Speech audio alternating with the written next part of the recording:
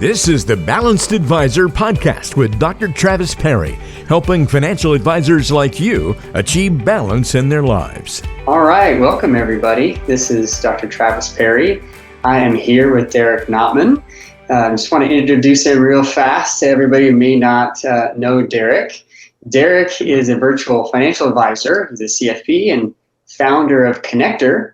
It's a virtual advisor system, which is cutting edge lead generation, digital marketing, and practice management. A business in a box system, which empowers financial advisors to dominate in a digital world. Thanks for being on the podcast today and on the live stream with us here, Derek. Thank you. Yeah, Travis, thanks for having me, man. Good to chat with you again, and appreciate being on here. Looking forward to our conversation today. Excellent. Well, I know we've talked in the past, and you've actually been on a challenge of mine as a guest, and there's a lot of crisscross that you and I have helping advisors. But we also share this common ground of being an advisor. I was, I'm a recovering financial advisor, but you're still going strong. So tell us a little bit about your journey as an advisor and how that got you into founding Conneqtor. Yeah, I'll try to summarize best I can. It's a bit of a long, interesting journey, but started as an advisor in 2006 and jumped in both feet into the old traditional way of doing business. Everything from the cold calling and driving around everywhere, nights and weekend appointments, working with anybody and everybody. Ended up having buying a brick and mortar office, had in-house staff. On interesting note, I actually just closed on selling that entire office building on last Friday. So that's all gone, thank goodness. So I did all that, and then through a number of things that happened. Like, I love to travel. My wife and I love to travel. We travel all over the world. We have a son who's 9 now and going on 16, and we really wanted to focus more on balance. And as most advisors will know, it's really easy to get sucked into this job as an advisor 100% of your time. You're gone, you're missing moments with your family, you're not taking time off and so forth. And through a number of events and things that happened in my life around 2013, it's you know what, I can't do this anymore. I just can't do it. So my motivation, inspiration initially was to build a virtual practice for myself, to find balance, to have that life-work balance that I really, really wanted. And funny thing is that it worked really well. And a lot of advisors started asking, well, how do you do all of these things that you do to do this? And I'm maybe I can give back to the advisor community. And that's when I created Conneqtor, which is the virtual advisor system at this point, to help and empower other advisors to really just do what everyone wants us to be doing anyways, and to have that virtual or semi-virtual practice, digital marketing, all that good stuff, just so they can enjoy life while also helping their clients and building an amazing business. I love that we're talking about work-life balance on the Balanced Advisor podcast here. And when we first connected and we found what we had in common there, it's clear to me that what you do is help provide an added benefit to advisors who are looking for that balance. So let's talk about work-life balance. And as my audience knows, we've released the Achieving Balance book, and it's available for pre-order. It's still on there, travispro.com/books, and we'll grab a copy. But we talk all about balance in the book, how to achieve it. Is it achievable? What are the myths? And so I'm not going to focus so much on what we've discovered, but I'm curious, Derek, as I've interviewed over 85 advisors for the book. Wow. The research has come out. I actually started interviewing them right as COVID was hitting. March 25th, I think I started my first interviews. And it's been great to talk about pre-COVID, during COVID, now post-COVID, if there ever is such a thing. The endless summer of COVID is what I call it. But I'm curious for our listeners, what is work-life balance for you? Everybody has a different definition. What does that look like? If you could describe it, what is that for you? Yeah, it's a great question. Well, first, I would flip the words, life-work balance. I don't live to work. I work so I can live. So my life has to come first. My life has to be a driver there. So what does that balance mean to me? Well, it means that it's a lot of the little things, which add up to a lot. But like, as a dad, it allows me to be with my son and to do the things that are important to him, whether it's sports or whatever it is. It doesn't matter, where I can actually be with him instead of missing time with him. Because I used to miss dinner time and bedtime a lot when my son was first born because I was working. It means being able to travel with my wife and my son and go wherever we want in the world and have my business not miss a beat. I remember in the early days, I was deathly afraid to go on a vacation because I'm like, what's going to happen with my business? I don't know what's going to happen. I can't deal with it. So quality of life for me is extremely important.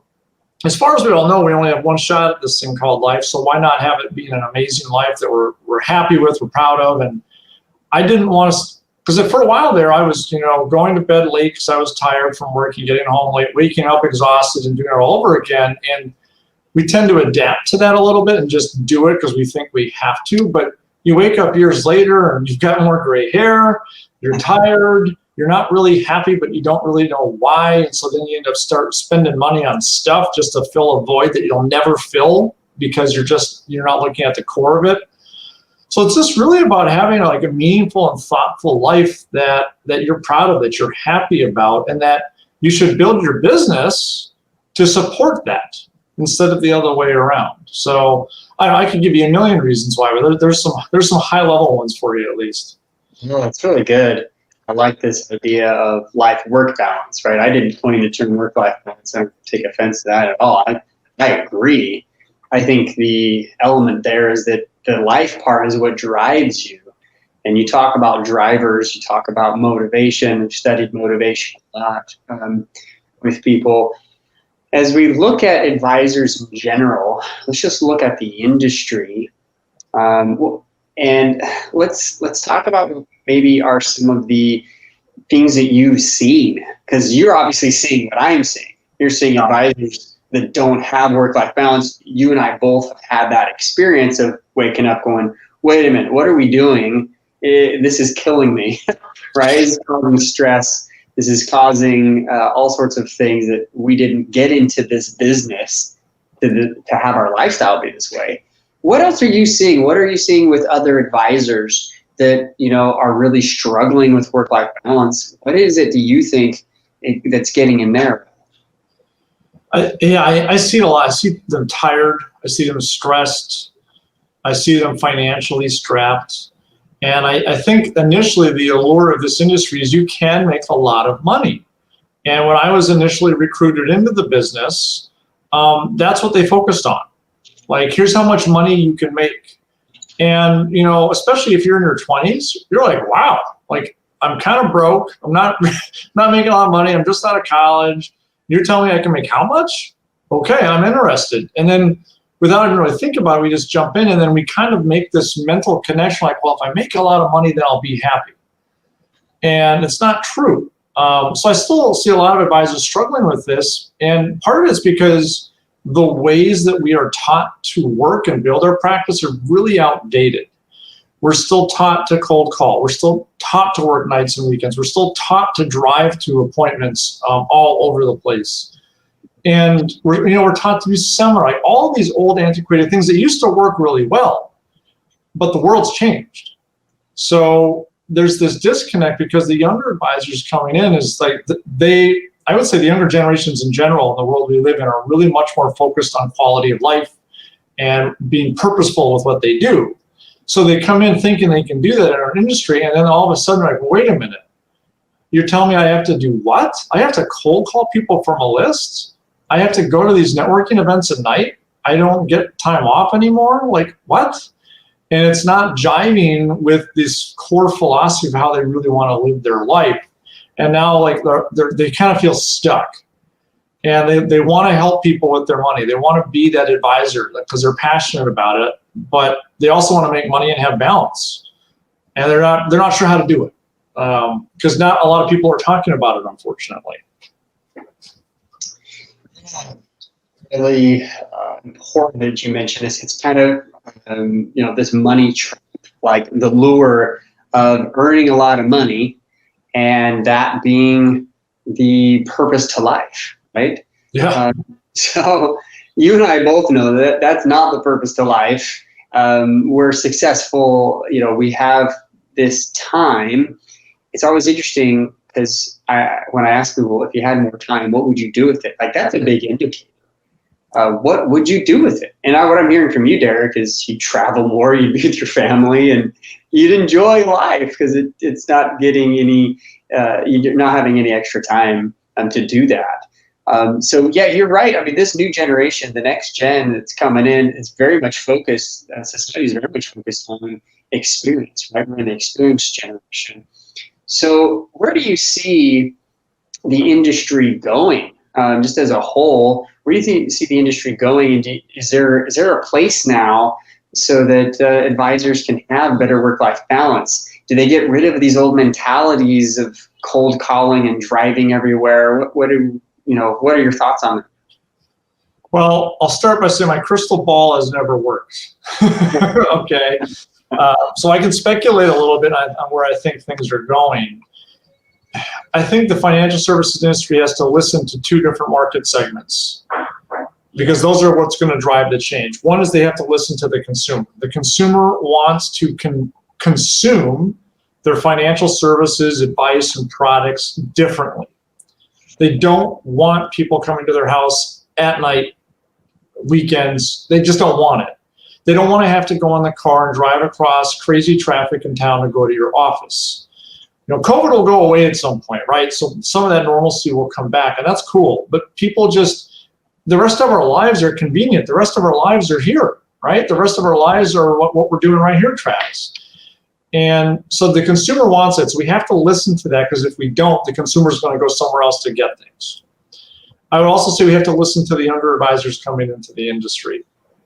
They see their friends working at Google, at Facebook, and all these other tech companies. They see them being able to work remotely. They see old institutions like colleges doing everything virtually now. They see just this major shift of things. So I think that the need and the want to be advisors is never going to go away. It's a very important fabric of our lives, if you will. But the way it's done is going to be different, in my opinion. Now, will virtual or in-person meetings ever go away entirely? No, I don't think so. But I think you're going to see a shift, a migration to mainly virtual, where we will pepper in-person meetings instead of the other way around, where things are mainly in person and we peppered in virtual. And I think COVID just cemented that was okay, that it works, that we can, as consumers and as advisors, actually conduct business this way. And there are so many benefits in doing so. No, I understand your crystal ball doesn't work for clients. It's not working for me. You need to maybe plug it in a little bit, let it charge before we have this conversation again next time, Derek, so that it'll work better.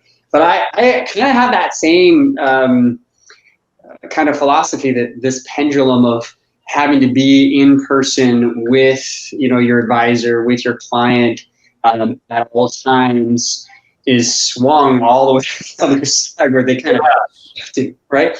But maybe it'll swing back a little bit, as you said, maybe with this peppering back in, or at least now advisors, especially big broker dealers, they're now, who were kicking against Zoom calls and all. Now they're like, please, you have to get on there, because it's the only way to do it. I don't see them going back either. I don't see them going back and saying, we're going to cut this. Nope. It's just not how innovation works. It isn't. So post-COVID, as you kind of alluded to, this is an opportunity for advisors to really learn how to be virtual. The problem is that most of their management haven't been virtual. I was doing Adobe Connect. Do you remember Adobe Connect? Sure, way back when. Doing Adobe Connect in 2007, reviewing an insurance portfolio in Utah, and they were in Northern California. I had to get all sorts of special permission to make that happen, just to service this client. And it was really slow and pixelated. And I remember being one of those first virtual advisors going, now this is smart. Right. I had to fly to California to service this client. This is great. And we could share our screen, and I could do a presentation, and it was beautiful. I've been doing it ever since.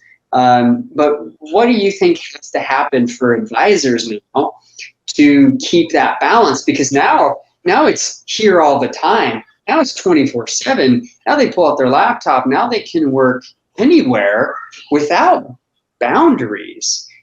Is that the key? Is there something else that you've seen as you're setting up your own virtual practice that could be helpful for advisors?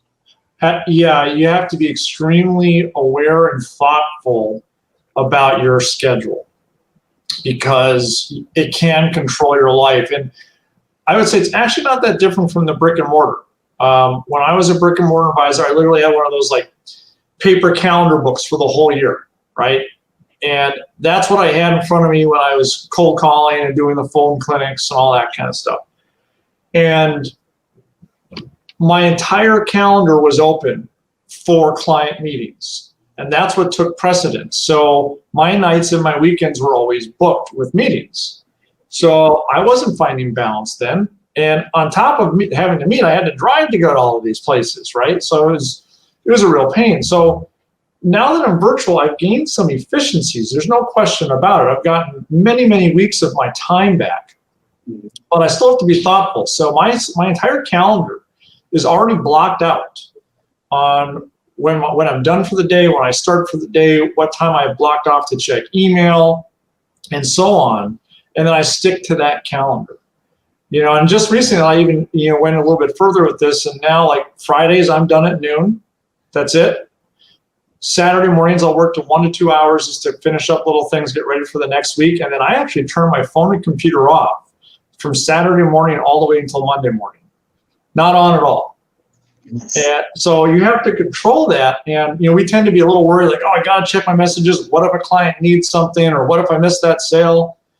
Nothing we do is what they do like in an ER. Like we're not, especially on a weekend, right? So I guess what I'm trying to say is, Travis, control your calendar, because then you're going to find that balance. And if you have blocked out for family time or just personal time, then that's what you do. And then when you're working, you work hard, you're there 100%. And when you're not working, you're gone 100%. Yeah, I like that. I mean, it's all about those boundaries, right? Having the right boundaries to block off the calendar, and then having that self-control. Because isn't that really about self-control? Totally. So, controlling your time, managing your time, being the master of your own destiny. And I know that the guys and gals in the industry that can't, hack that, they end up trying to do everything and be everything for everybody. So that's kind of my next question, Derek. I'm curious, you've got clients, right? You got financial advisor clients, you have Conneqtor clients, financial advisors that you're helping to be virtual. You turn off your phone on the weekends. That's great. I have an app that it shuts down all of my work calls and texts, and then it automatically opens back Monday morning. I check to see what I missed, So curious, what do you suggest for advisors? Maybe the first couple of things that come to mind here for advisors who they're not new to this anymore. They've got all this freedom to be virtual, but what do you think might be slowing them down, and what are some tips maybe to keep them productive? Well, we've got this freedom to be virtual, but they've still got the brick and mortar mindset. So they have to evolve their mindset to say, hey, things are being done differently. You have to evolve. You have to say, okay, I need to stop prospecting. I need to start marketing. I need to control my calendar. I need to keep balance. Otherwise, I'm going to burn out. Because especially virtually, you could work 12, 15-hour days easy.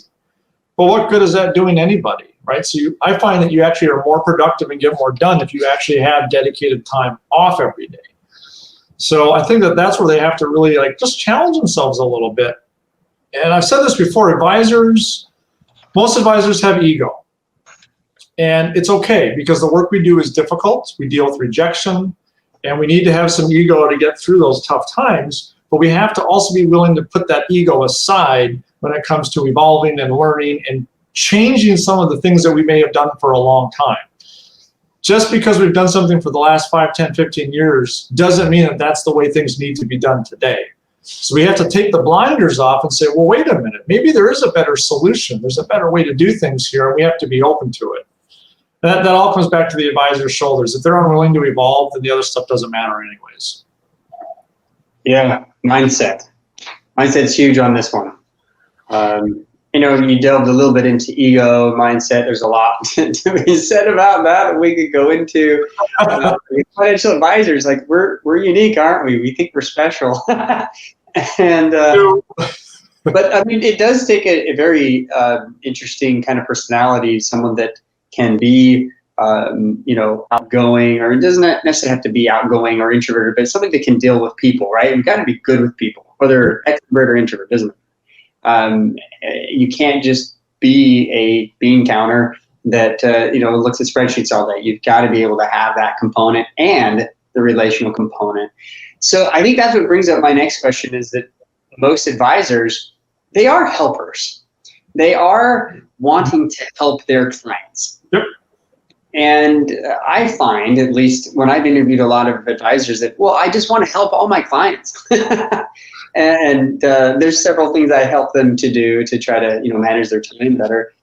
But what have you seen that's worked for you, Derek, that you don't feel like you have to constantly, 100% of the time, have that mindset of got to help everybody, 24/7? Yeah, so I would argue, I bet you some advisors don't want to hear this, I would argue that advisors have that mentality because they don't have a recurring income practice. They are so hand to mouth selling products that do not provide a real sustainable business that they are in this kind of freak out mode where they are constantly running around trying to sell. And I don't know if I can't put all the fault on the advisors for that. The industry's been that way for a very long time. But for me, the second I made that transition to more of an advisory role, where it was long-term relationships and offering the services that truly people want to pay for on an ongoing basis, it's a major business model change for me. So it takes some of that pressure off, which means now I can focus more on balance again. Also being clear about who you want to work with. If you want to work with everybody, that's really tough. And now you're so scattered that you really literally are running around trying to work with anybody that will talk to you. Mm-hmm. So going niche was another way for me to really get focused and clear and find balance, because now I'm only working with a very select group of people. I could go on and on and on, Travis. There's a lot of ways that we can do this, but I would say those are some of the things that people should think about. Yeah, no, I like this, and we might go deeper in a couple of those. Breadth is good, but depth might be better. Because I think it sounds like we had a very similar background. I started off with a broker dealer, was with Western Mutual. We should be pretty open about that. And that's their mindset, was go broad. Everybody that can fog a mirror is your client. And if you want to eventually develop a niche, well, yeah, then you can maybe think about it. So just kind of broad really fast. And then, starts with all your family and friends, and then all of their referrals, which even then, this was early 2002, 2003, it wasn't actually the best model. And so I don't know what you did, Derek, and I'd love to hear it, but I actually went out and I decided, forget that model. Not that my family, they didn't care or wouldn't listen to me, but they weren't really who I wanted to work with.